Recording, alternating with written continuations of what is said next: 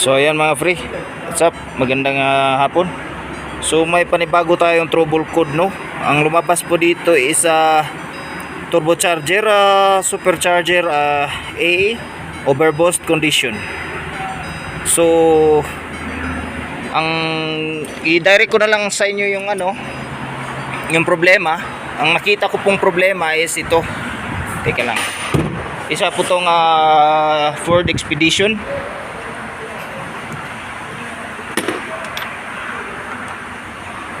Modelo po itong sasakyan na to.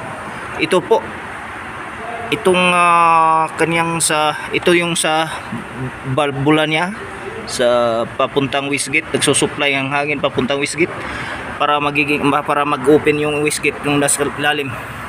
Yun, hindi lang klaro. Ito, wastegate yan, yung may rad dyan na kapag masupply ng hangin, open yan siya.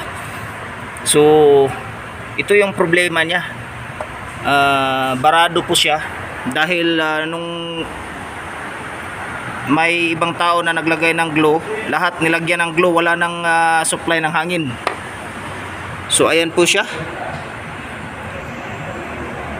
kung makikita nyo, ayan po, dyan po yung valve.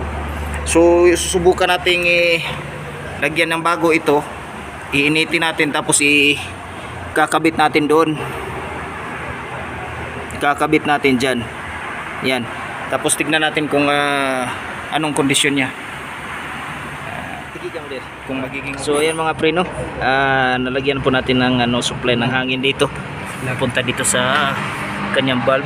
Ito yung valve nya para ma-open yung sa kanyang wastegate. So yan lang po yung problema nung overboost natin. So hanggang dito lang po mga pre, no. Salamat sa panonood. Salamat. Until next time.